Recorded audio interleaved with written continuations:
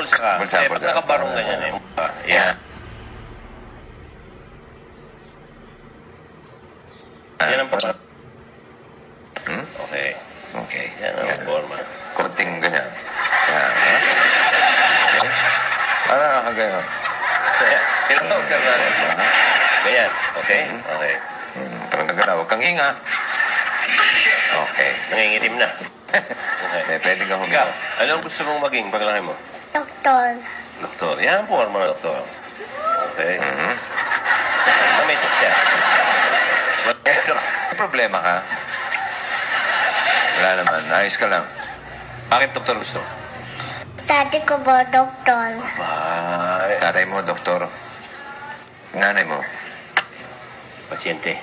Pwede. Okay. Ano man mo? Nurse? Doktora?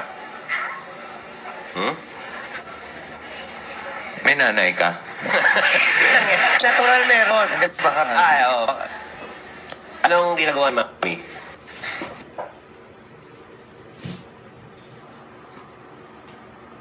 Nagluluto bahay ng... Sa bahay lang si mami. Housewife. Housewife. Yan. Ayos. Okay. Dok. Dok, ito ang katanungan. Ayaw niya. Ayan, hindi na inalis. Hindi na inalis. Kung ano ang paggawa mo. Okay. Makinig ka mabuti, ha? Dok? Opo. Okay.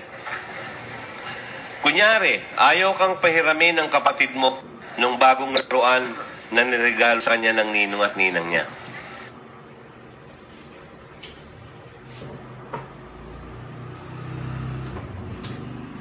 Ano sabihin? Laruan niya. Laruan niya. Okay. Opo. Bakit?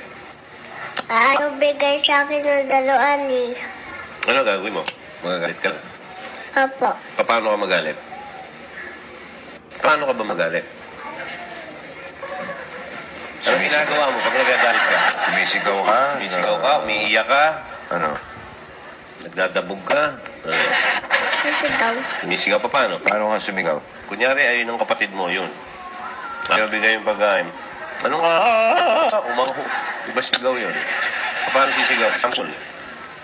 Ilabas mo yung lalim mo, huwag mo kanuhin. Okay lang yun. Takipin. Sige. Kaya yun siya, ayaw pa yung laruan. Eh, patinig nga nung sigaw mo. Paano? Sige.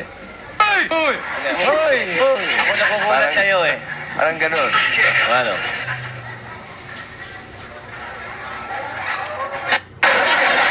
Diba?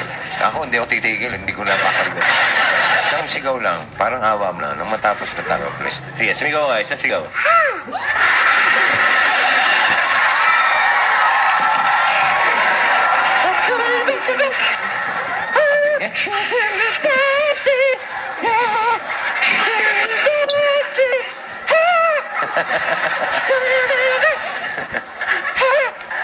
Hindi ka natulig. Parang Parang bigis na dating sa akin. Parang bigis. Okay, Okay, sige. Doc? Thank you, RJ. Ajay? Doktor?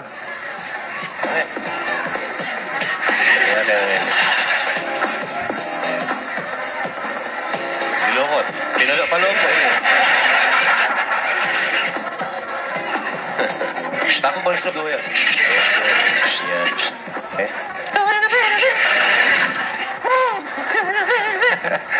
Okay, good luck. And thank you to Bokyo, Roy, and RJ. Ito. Masarap yun. Okay. Ano ang gagawin nyo kung sakaling dumating ang panahon na wala ng panahon